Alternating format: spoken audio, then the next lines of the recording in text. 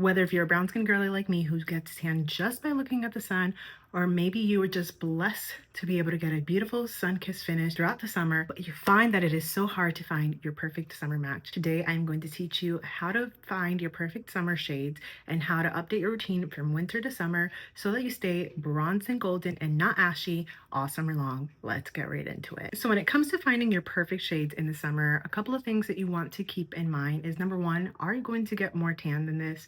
I personally try my best to always wear sunscreen, stay away from the sun as much as possible, because especially living in Florida, the UV index is already really high year round, but in the summertime it's especially high, and I get super duper tan, and having the wrong foundation match, especially when it's too light, can enhance texture, break apart your coverage, make things look more patchy, and it won't allow your makeup to last, which is why it's so important to make sure you find the perfect shade. In the summertime, my skin usually tends to look a little bit more evened out because I do get a little bit of extra color.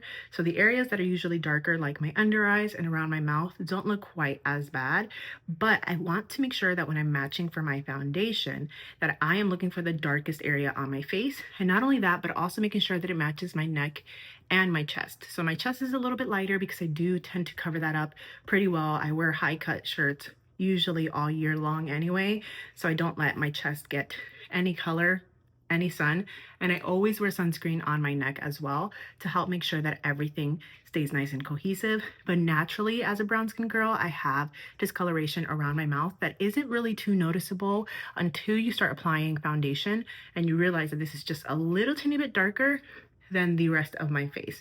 Another thing you want to keep in mind too is usually the front of our face is going to get more color than the sides of our face because we are three-dimensional, and if the sun is hitting you directly spot on, this front area of your face is going to look a little more tan than the side here.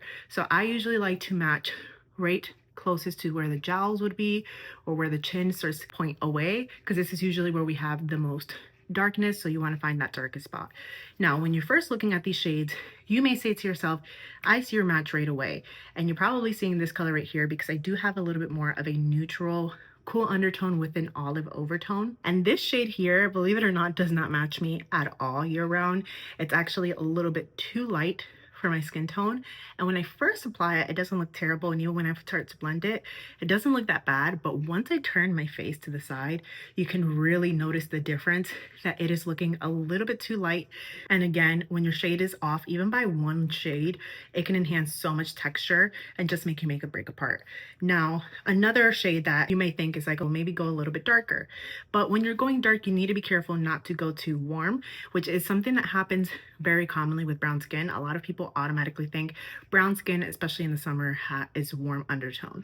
But if it is too warm or too orange, it can definitely look really muddy on you. And even though it may offer some coverage, it just won't look like skin, especially again when you start turning your head in different directions. Now, there's definitely ways that you can make certain colors work for you, especially when you're using cream makeup, because cream makeup is so versatile.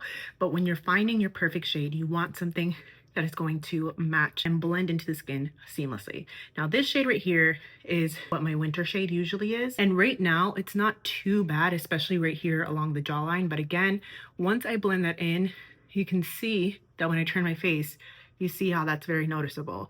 That is not what we want. And when I apply this on this area right here where it's a little darker, it's going to enhance texture, make everything look so much more ashier.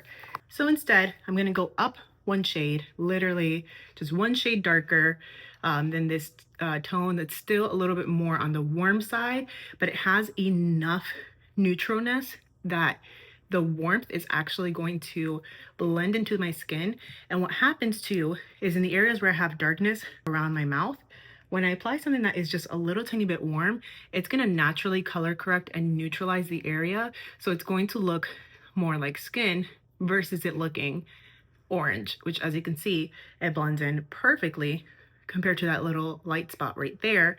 That is my winter shade. Now in the winter, this matches the whole entire skin perfectly. Sometimes I will have to use my summer shade just to add a little bit of extra coverage in this area. And if I get even more tan, when I go up a shade, I make sure to go to something more neutral versus going to something warm. If you can see the difference here, this has a little bit more red in the skin. And when I even apply it on my face, you can see how that blends in a lot better compared to the warmer one that is literally the same tone, just different undertones. You see the difference there? Now I could totally use that darker shade all over, but in the areas where I have lightness, it's going to look a little tiny bit muddy. So I prefer to go with something that's just a little tiny bit lighter. Again, it's going to match my neck better. It's going to match the rest of the light spots on my face. And when we do our 3D foundation application, it's going to look the most natural. Now, when it comes to choosing your lighter concealer shade, you want to look for the lightest spot in the air on your face, which is usually going to be somewhere around the center of the face here, or even sometimes along the jawline, and pick a color that matches that. Now, for me, I do use something that is a little bit more in the yellow side in the summertime because I do have some purpliness underneath my eyes. This is going to help to neutralize that and also brighten up in the skin. And since I have enough depth, it's not going to pull too yellow. It's just going to give the perfect amount of brightness without being too ashy and yellow. But in the winter, when I don't have a tan, this looks super duper yellow. So those are little signs that you want to pay attention for when it comes to actual foundation application, especially if you're kind of between shades, or maybe you don't want to buy multiple shades of foundation. This is one of my favorite tips whenever I'm in between shades. So I will grab a bronzer shade. I'm going to use something that is a little bit on the neutral side, and we're going to apply this all over the face with a fluffy brush. What this is going to do is it's going to help to add beautiful depth and dimension to the face, warm up the face as well. So that way when we apply foundation that is a little bit too light, this is going to help to add enough extra color to it without making your face look super orange after foundation application. On its own, it's going to look very crazy and going to definitely look a little unnatural, but watch when I apply my foundation on top. I'm going to take my foundation shade with a fluffy brush and we're going to stamp that right on top. And do you see how this is now starting to look more like skin, add some beautiful depth to the face without looking too crazy? Then you want to go in with your brightening concealer shade, so something a little bit lighter, and just apply that right along the jawline. This is usually where it's a little lighter for me naturally. Just around the under eyes like this and this. Blend it out with a fluffy brush. And look at how that looks so much more like skin, and it's adding enough coverage. Now, technically speaking, this shade matches me really great. I don't really need to add that depth on my face. You can definitely see how it gave beautiful dimension, and it also helps you to just apply way less makeup, which in the summertime is a huge perk because we're not trying to wear too much makeup because we're sweating to death.